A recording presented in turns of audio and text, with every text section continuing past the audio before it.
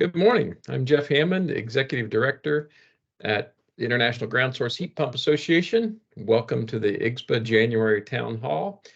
We thank Climate Control Group for sponsoring this town hall. Climate Control Group is the manufacturer for Climate Master geothermal heat pumps, Climate Cool modular chillers, and IEC fan coils. Thank you very much for the sponsorship. Before we get started with Pete Prydybasz, our speaker this morning, I have just a few announcements to bring everyone up to speed on the latest IGSPA news.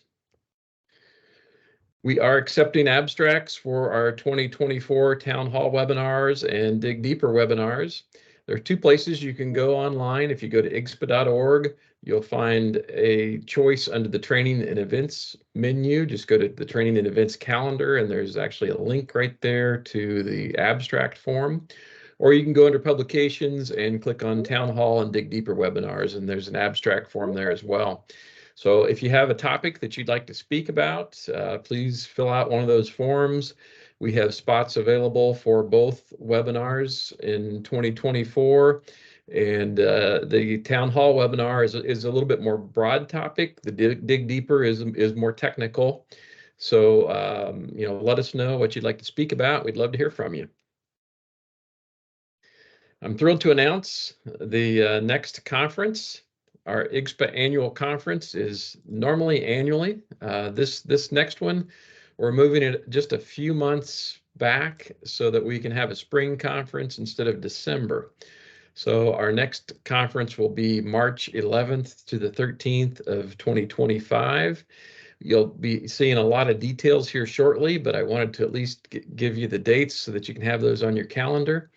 We're thrilled to partner with Geothermal Alliance of Illinois, and we'll be having that conference in Champaign, Illinois. It's right on the University of Illinois campus, so there's going to be a lot of really good information at this next conference. Watch your inbox and your social media posts for more details. We'll be sending out registration information, hotel reservation information, and so forth. Probably mid-March, you'll start to see that information. So we hope to see you at the next conference in Champaign in 2025. The research conference we've already talked about. You may be aware of this. The registration link for this should be on the website later in the month, and that is in Montreal, Canada. We're thrilled to have 44 papers already, and those papers will be the presenters for this research conference. The research conference is a participation by many of the universities and researchers throughout the world. In fact, we have quite a bit of participation from Europe, a lot of participation from Canada, and some from the U.S. But there's really quite a lot of participation in this research conference, so I'm expecting some new information on technology and design and so forth. If you haven't seen our Geo Outlook magazine, it came back in September for the first issue. The next issue is coming out at the end of this month. The January edition is a digital edition. You can see the front cover of it for January. This was a job in Brooklyn, New York, One Java. So there'll be a little bit of a write-up on that. And this is a magazine now that is going out to not only the IGSPA readers, but also BNP Media readers, the Engineered Systems and Air Conditioning News readers. So it's about an audience of 50,000 plus readers for this magazine. If you're interested in advertising, check out our website or contact us. We'd love to talk to you about that. The audience is quite wide with this partnership with BNP Media. So a lot of good information in Geo Outlook. We're also accepting articles for July. So just like the Town Hall and the Dig Deepers, if you have a really cool project you want to talk about or some design tips, installation tips, we'd love to hear from you. If you haven't been to our member portal recently, there are a couple of new things on here. There's a brand new page. If you see this link called Member Marketing Resources, if you're an IGSPA member, you'll have access to this member portal resources page over here on the left. And this has all of the latest posts that IGSPA has been placing on social media and a lot more marketing resources. We're working with a company called MediaMark Spotlight, And so as a member, you'll have access to all of that, and you're welcome to download that information to use on your own social media. There are also a couple of links to new reports that Pete's going to talk about. If you'd like points towards your CEUs for renewal of your certification, please send your name and your email in the chat, and we'll keep track of those for you in the member database. So make sure you send your name and your email both. If you happen to be watching this webinar, the recording of it, you can still get CEUs. So you'll use this code if you're watching this later on. When you submit for CEUs, use this code. If you happen to be on live today, don't worry about that. All we need is your name and your email address. But if you are watching the recorded session, you'll need this code to submit when you ask for CEUs for this webinar. Just a little bit of housekeeping. If you would, please type your questions in the chat. When Pete is finished today, I will read those questions and we'll have some discussion on that topic. I need to probably remove this note because everybody's muted already, but we will be recording this webinar, and that's going to be on the IGSPA website within the next week or so. All right, one more slide here, and then I'll introduce our speaker. This is a disclaimer and potential conflict of interest statement. The upcoming presentation represents the opinion of the presenter and does not represent any official position, opinion, or endorsement of any products or services by IGSPA or its members. IGSPA town halls and Dig Deeper webinars are for member updates and education on the latest information in the geothermal heat pump industry and are not meant to endorse one technology or brand over another. It is the presenter's responsibility to disclose any conflict of interest or position that may arise in the content of the webinar. With that, I'd like to introduce our speaker, Pete Prydybasz, and thank you again, Climate Control Group, for sponsoring this town hall. Pete, feel free to share your screen at any time. Pete Prydybasz has over 4 decades of experience installing, selling, manufacturing, and designing ground source systems. He's a member of IGSPA and ASHRAE.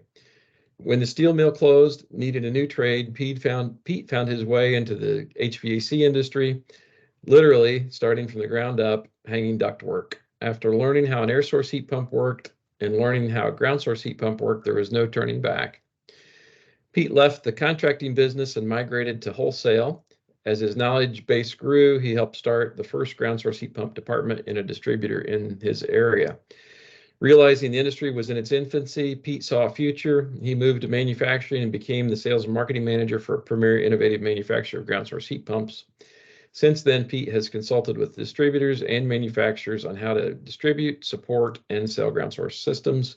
Today, he maintains PSP Consulting and is a manufacturer's representative with B.J. Terroni in Philadelphia. Go ahead and share your screen whenever you're ready, Pete.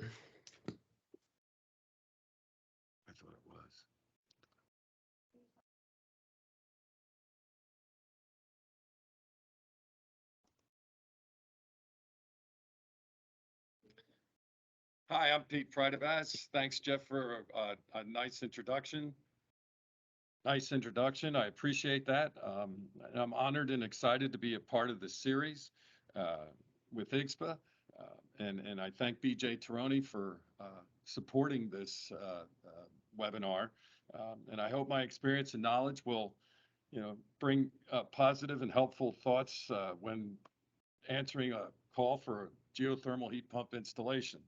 If you give me a second here, I'll bring up my presentation, and then we'll go on from there.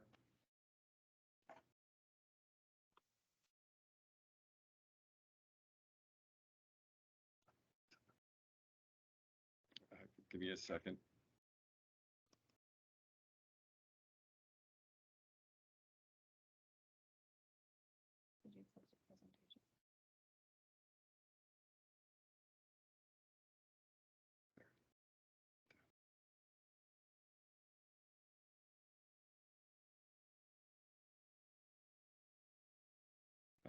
Well, a little technical problem here. We'll be with you in a second.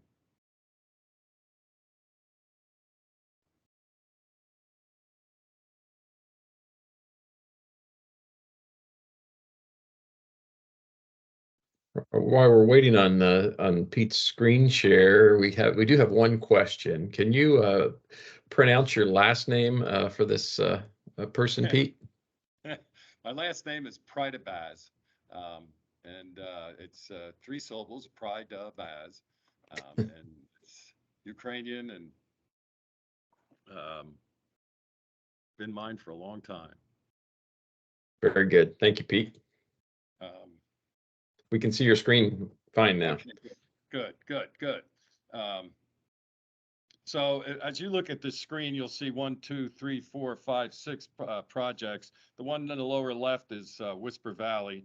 We're all pretty familiar with, but these are all geothermal projects and things they found when they were digging up and hard places to get into to do this kind of installation. So my idea here is with all the new installations that are being done that are highly technical and take a whole lot of work, and they're very neat. They're very advanced, and they seem to be working fine. We had a good convention, as Jeff had mentioned, and at that convention I had a chance to see a whole lot of these installations. And what struck me funny out there was, we can do these highly technical ones, but we still have service problems. We still have installation problems with the 3, 4, 5 ton homes. So I think what's happening is in the site survey, I can change a whole lot of things on the installation. I can make a lot of things a whole lot easier for people to, and more profitable, and better pricing if people follow these directions. These are not new, nothing new. This is all stuff you've heard before. I'm just going to try and show you why adhering to step 1, 2, 3 helps everybody. Before I go there, though, this is the latest. This is very, very important for us. It is to Canadian and the United States. Oak Ridge Laboratories, I believe most of you would be familiar with. They're in Tennessee. They do a lot of testing for the DOE and people as such. And the same thing for the other, the one on the right here.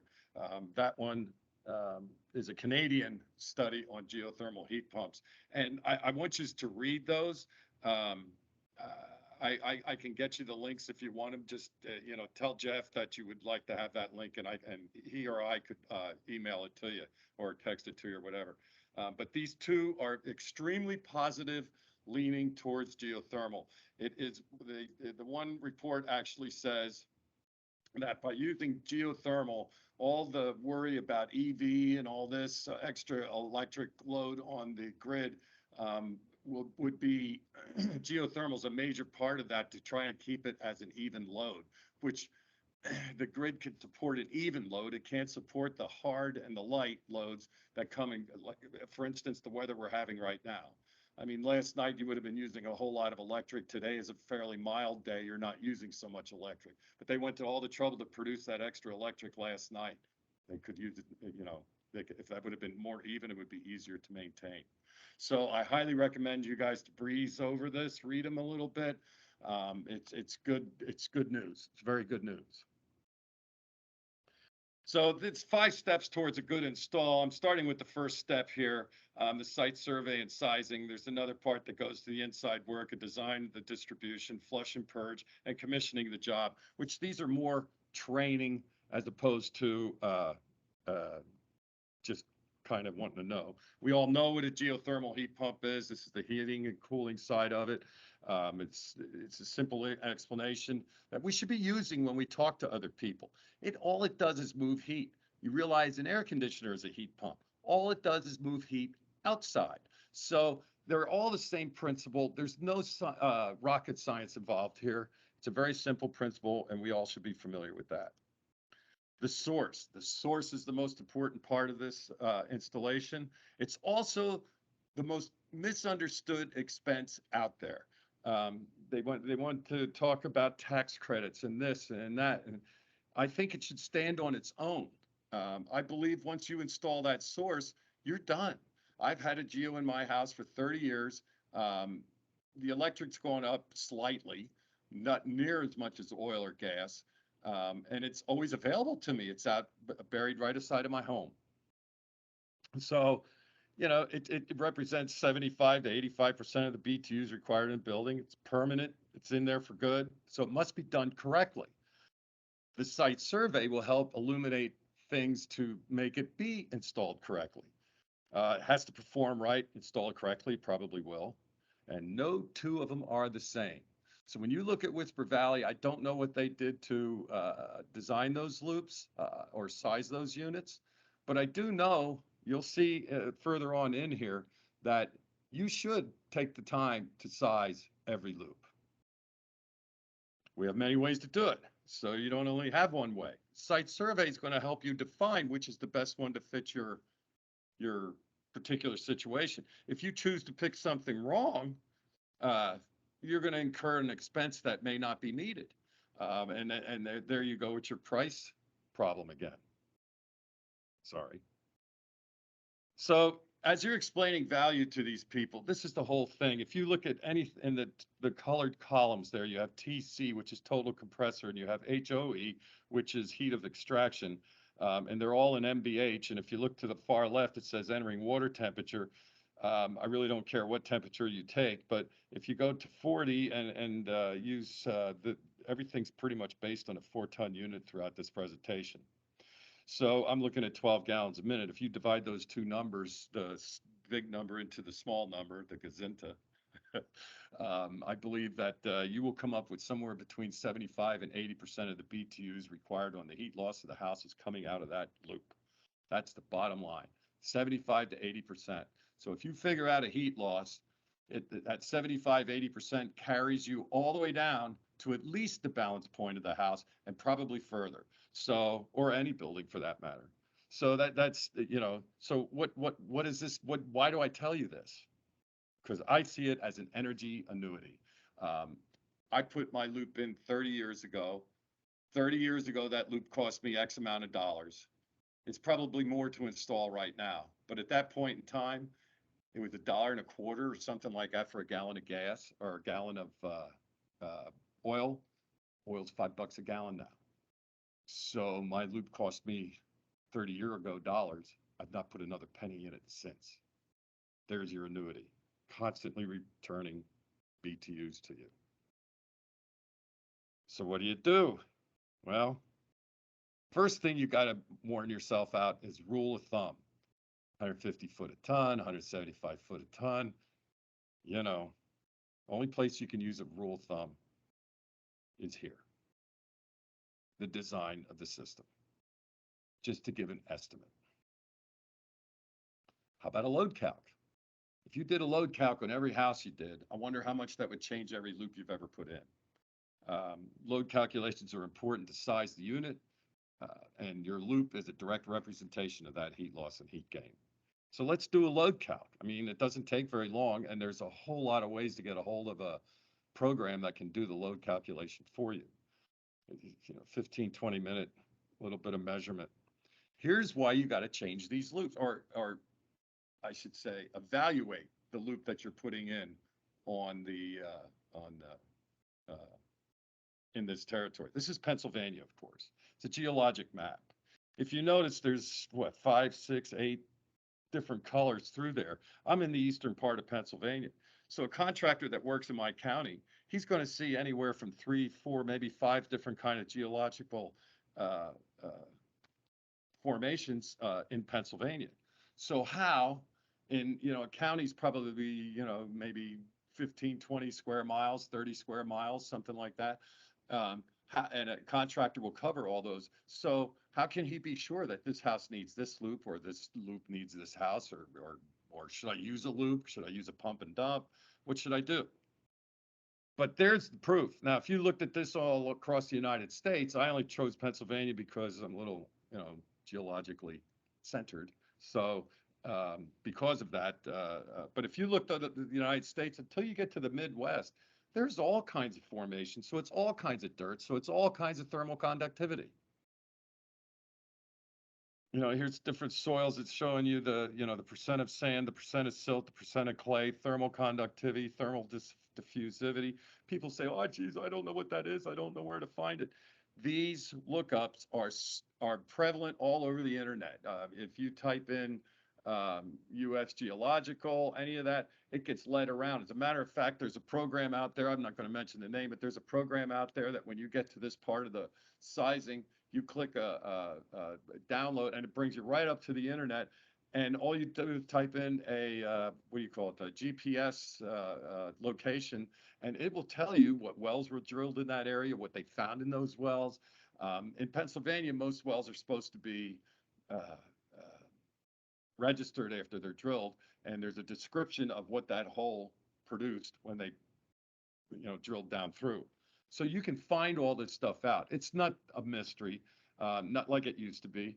Google Maps, there's another big helper.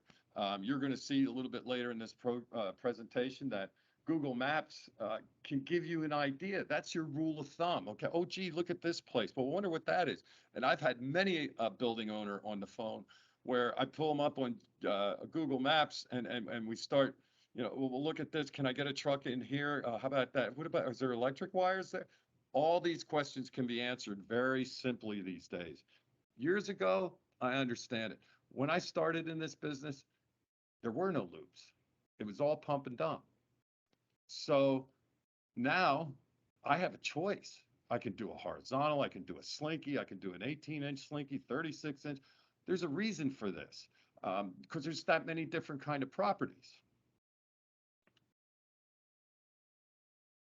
So your source evaluation, as I just kind of breezed over, was access to the property, location of structures, type of construction, location of all trees and greens. There's a lot of people that's like that tree and they don't want it removed.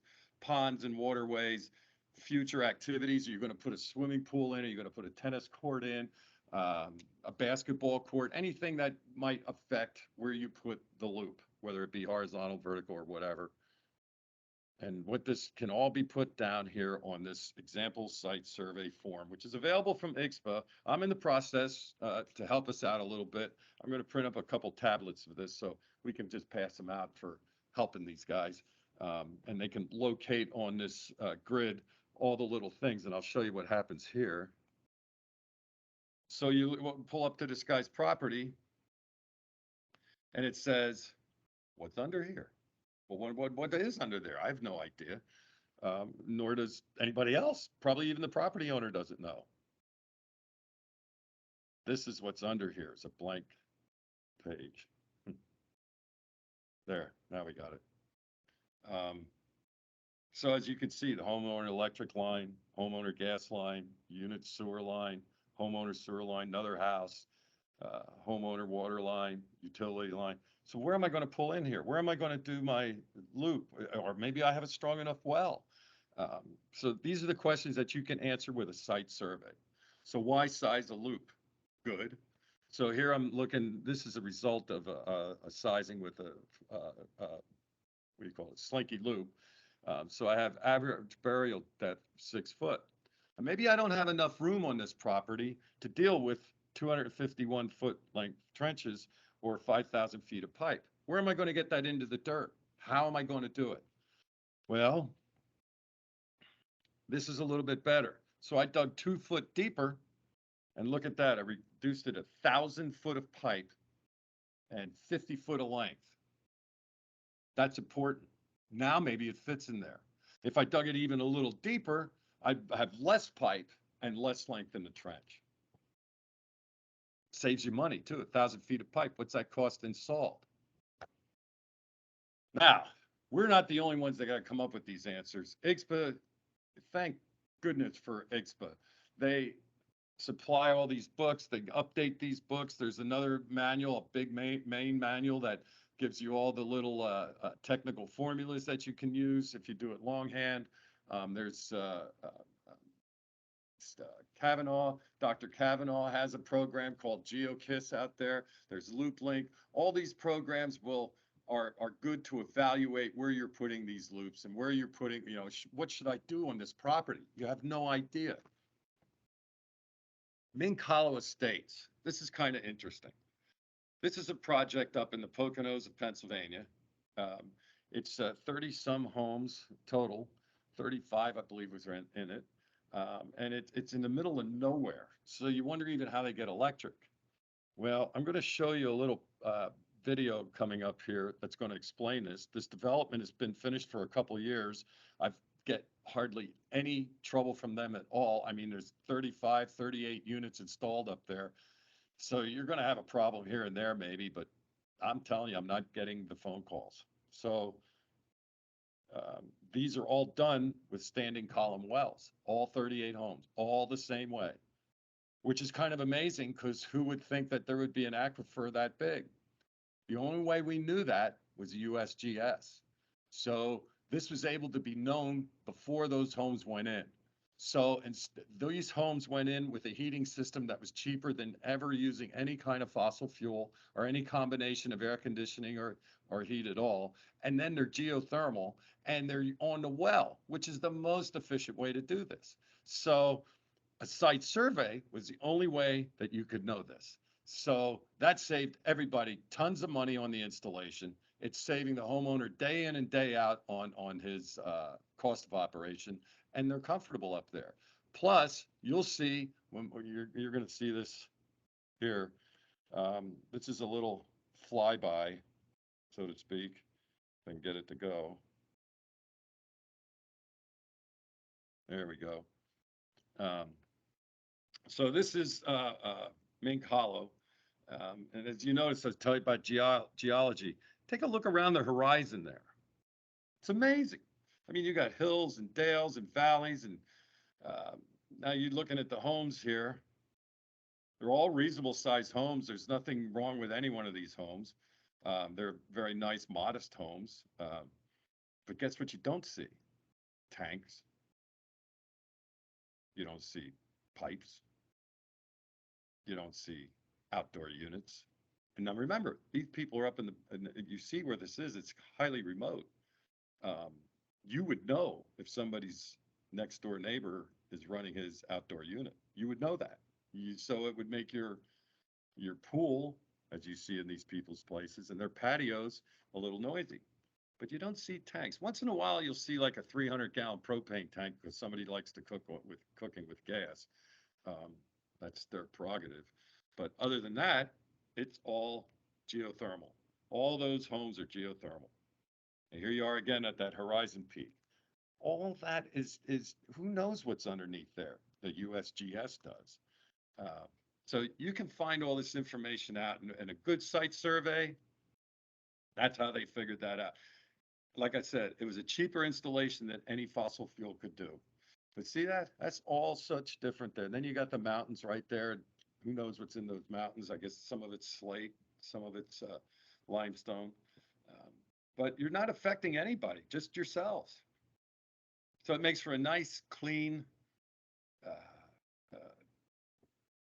debris-free. All your landscaping is what you want. You don't have to say, well, what do I do with that propane tank? You know, someplace I would live.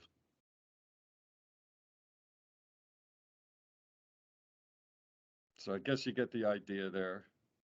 So we have a big geological change. There's those homes again. Somewhere along the line, I think this drone is going to run out of gas, like right here. So that Mink Hollow, I think is one of the coolest installations, and it was done correctly with the site survey. Community loops, that's the big popular thing these days. You go to Framingham, Massachusetts, they're taking blocks away from Framingham and making them all geo because the gas lines are leaking.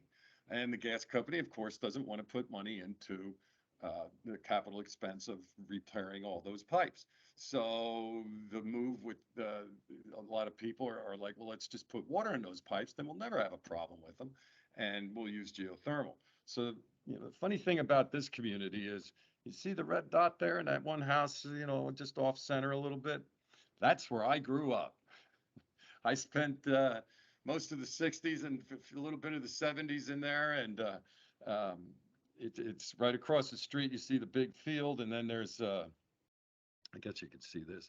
Here's the big field, and then this used to be a parachute factory in World War II. I ended up going to school there for 8 years. This field used to be the baseball field where I learned how to play baseball. My point is if you go here, see this here and this here, those are all alleys. As I grew up, you could go to those alleys. Where is it? You could go to those alleys and come down here, come the rag guy, the vegetable guy, the fishmonger, all the little truck sales guys, and they'd come down these alleys. The garbage company did. Now, if you notice, all the cars are parked on the street. Okay, so they no longer. Oh, by the way, this comes from Google Maps. So, anyways, all these cars here along the street, they don't park back here in the garage no more. When I was a kid, this alley was our place. We played basketball, we played wiffle ball, we waxed my dad's cars, all that kind of stuff. Um, what would be wrong if we did this? Excuse my artwork, but I think you get the idea. Why couldn't we all hook that up? Why couldn't we take care of all those people using those alleys, making that dirt valuable again? You know, now I have a varied load with this. They're changing this school here. They're changing this school into townhouses. So you're going to have different kind of loads here.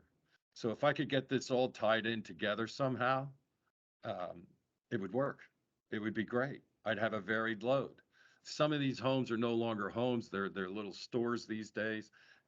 Another thing, varied load. So that helps manage my loop temperature, makes it easier on you on your sizing. Again, site survey, Google Map, the beginning. So that would make the loops more of a utility. So you got the economy of size, you have varied loads, and everybody could share the loop. Here's a whole bunch of different scenarios where loops are going in or using the ponds. You know, this guy up in the upper upper left hand corner here, yeah, got a little trouble with his yard. The golf course right there, so he definitely doesn't want any outdoor units bothering these people. It would be nice not to be noticed that way. Nice big pond in the middle of nowhere. Here's an interesting little development, kind of similar to mine, except probably out west. But there's this big space right here with nothing going on. I wonder what's in there. Wouldn't that be a nice place to put a bunch of loops? You don't know unless you do a site survey. So again, I'm showing you different territories, different geology, different, everything's different about it. So how can you run around with a rule of thumb? You kind of have to do it. That's about it. There's the questions. I told you it's pretty simple what we're looking for here. Um, and like I say, I'm sure you're all familiar with what a site survey is used for and the procedures to get to where you're going. However, again, in closing, the deal here is I just don't think the guys with the 3, 4, 5, 6 ton units or 2 units in a house or you know a small commercial building are taking the time and designing their loops to give them the optimum performance out of that unit. You know, the loops are all different and the units operate differently. If the loops were all if the loops were all the same, the units operate differently. If the units were all different and custom matched to the house, the units should all work within a specific parameter. So it would make it so much easier to operate, it would so much easier to service, so much easier to just have.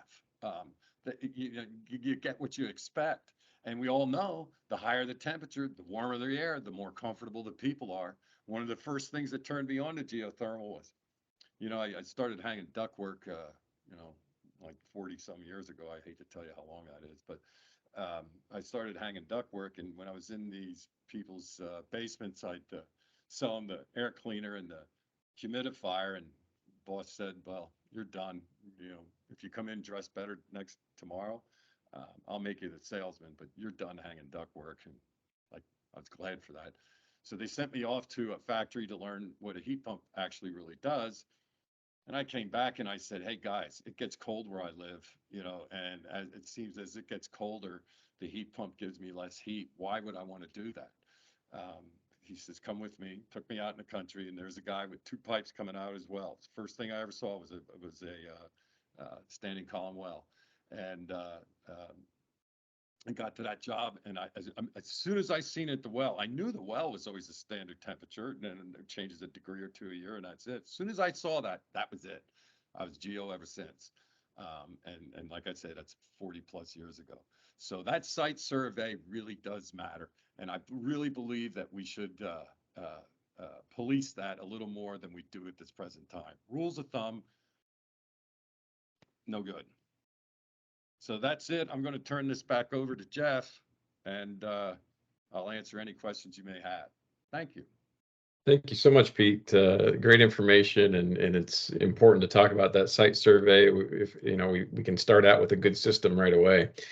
I don't have any questions in the chat just yet. If you have any questions for Pete, please feel free to type them in the chat. Maybe while we're waiting for some questions, can you talk, Pete, about that that layout that you had that showed the various utilities? With it actually was a really nice graphic there that showed a map of all the utilities. Yeah, let me In find the it. meantime, if you have any questions, just type those into the chat and I'll be happy to read those. How do I get back to that?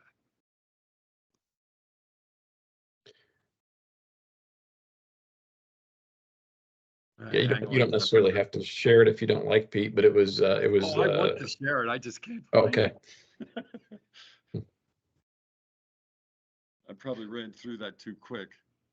It was a really nice graphic showing the property with the house and the electric line and gas line and so forth. Yeah, I can get there. There. There we go. Yeah, maybe you could talk a little bit about where that came from. Where that graphic came from? Yeah, is that something that you drew from the site survey, or is that a service that's available in Pennsylvania? Neither. This was done by a contractor. I don't want to tell you too much about who he is, but it was done by a guy that he came up with this idea. He says, "Well, is this a good site survey?" I said, "Absolutely," and I stole it from him. So that's the best thing I can tell you. But it is very indicative of a small lot, which where the bulk of the population is. It is a small lot, and if I could find places to, how many times you hear, well, you can't put geo. I got neighbors.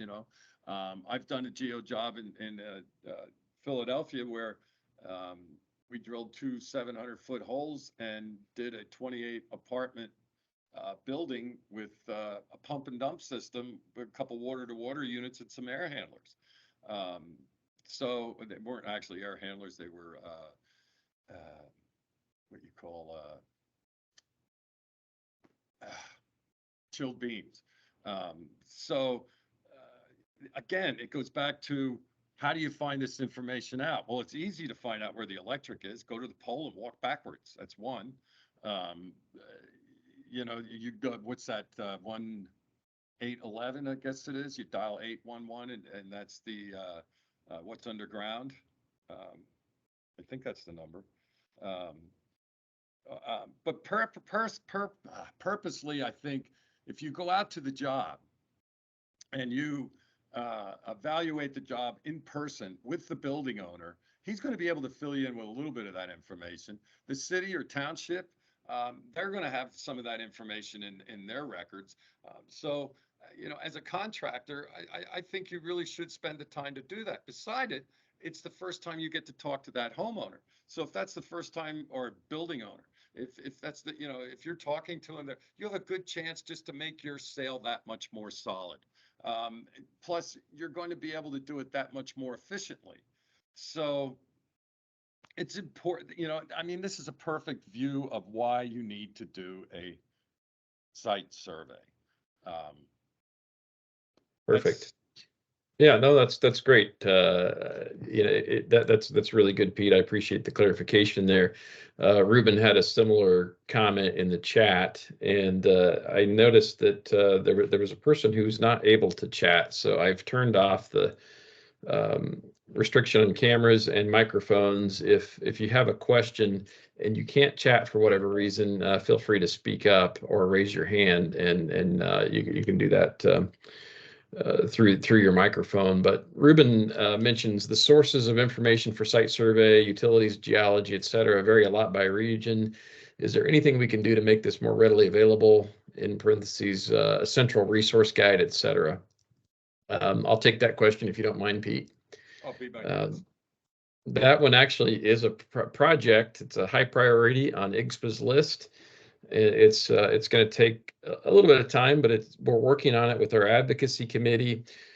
We also are working on it with a lot of different agencies and other organizations, and that is definitely on our list of priorities to start, in fact, in the next couple of months to gather this information. So we would appreciate any suggestions from members on what might look like a good way to access that. So definitely great comment, Ruben. Bill asks here, can Pete bring back the why size the loop better slide on the 6-foot depth? I wanted to get a screenshot of it. So I think you had an 8-foot and a 6-foot. There you go. Can you see it? Yes, we can, Pete. Okay, good. So you're saving about 50 feet by going a little bit deeper, is what it looks like. Yeah, you're saving, well, it's trench. You're saving 50 foot by going an extra 2 foot deep. You're saving 50 foot in length. So length, this is a slinky and it's a 36-inch slinky. My entering water temperature is 35 degrees. So that's a little high. A lot of people design at 30 or I was trying to also show that, when you use rule of thumb and you say it's 150, 160 foot a ton, I had trouble doing it to get the same kind of report here to see. But when you do that, and so you start out at 35 degrees, then you come up and you get there's a spot on this sizing program that says just standard length. Okay, so you click that and you tell them you want 150 foot, 170 foot, whatever, and then it changes that water temperature. So the one study that I tried to do, it started at 35 degree entering water temperature being the worst and 90 being the highest. And then I went back and said, standard length, and I put in 160 foot a ton. And that took that 35 degrees and dropped it down to 29 degrees entering water temperature. At 35 degrees, I don't need near as much antifreeze as I do at 29 degrees. First off, cost, okay? Second thing is, I saved a little bit of money on my bill to the homeowner, and I got my loop in, and that unit's running real good. What's the BTU output at 29 degrees versus 35 degrees? I bet it's a little more than 10%, 15%. What does that mean? It means the bounce point of my house goes down. Aha. So that now I got to run supplemental heat a little bit more. So you want to size that unit for a good 80% of the load, number one. Number two is you want to use as high a water temperature as reasonable. Much more than 35, then it starts becoming diminishing returns where you're just not going to get back what you're putting in. But then again, you're doing that over an annual estimate. If you look over a 30-year period of time, the warmer you could keep that loop, the more money you're saving everybody in the long run.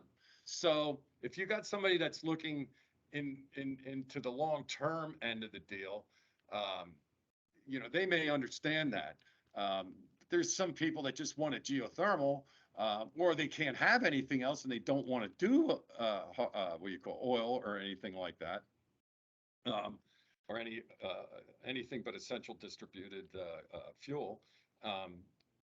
Saving them that little bit of extra money. I mean, and here comes the tax credits. Okay, now it's, oh God, I got rid of the tax credits. Now I can't sell my units. Well, these are reasons why you can sell your units. And if that 6 foot, how much extra you think that costs to pull out an extra 2 foot of dirt with a backhoe or an excavator? Not a whole lot, if anything. So, I mean, it wasn't much of a difference when I did it, and this is kind of like my layout. So, that's where it is. That's why it is. Okay. And that's Great. and that not only horizontally, works vertically, so on and so forth. Very good. Thank you, Pete. Greg makes a couple of comments. He says, call before you dig. Every state has one.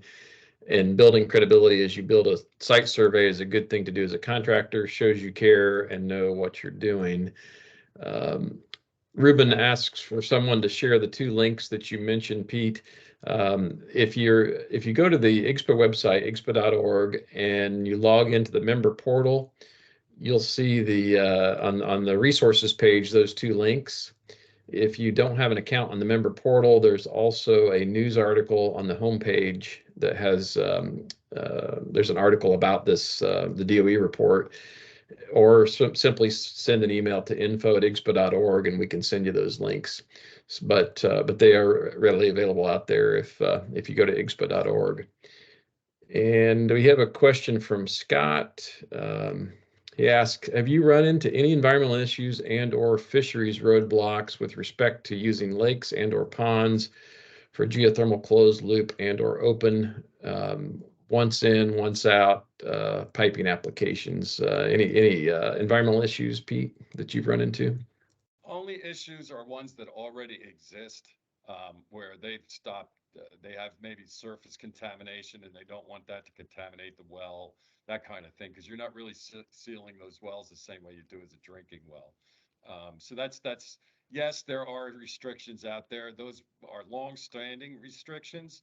I also have noticed that there's some townships I've been to where they've had a lot of problems with poor installations because the guys don't take the time to, they're doing the rule of thumb. And because of that, the townships have made rules saying, well, you can't do this. We don't want to pump and dump here. In New York, I mean, New Jersey, these places you can't do pump and dump because their wells are very sandy. They need to be screened so many times. And it's difficult places. Again, that will come out in the site survey. So before you go into that homeowner or building owner or whatever and sell him a bill of goods and then find out, oops, don't work, your site survey would have known that to begin with. And as the one gentleman had mentioned, you go in there and you mention this to these people, you're showing concern. And I'll tell you who I buy from. People that show me concern for my purchase. So whatever it is, I don't care if it's a car, if it's a suit coat for that matter.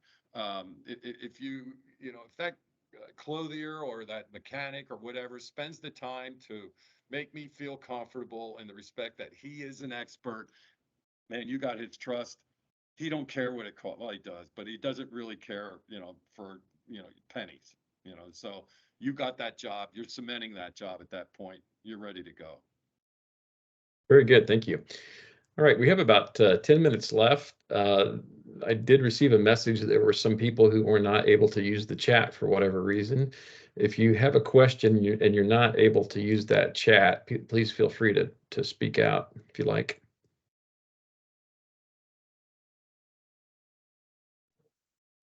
Hey, Pete, Paulie here.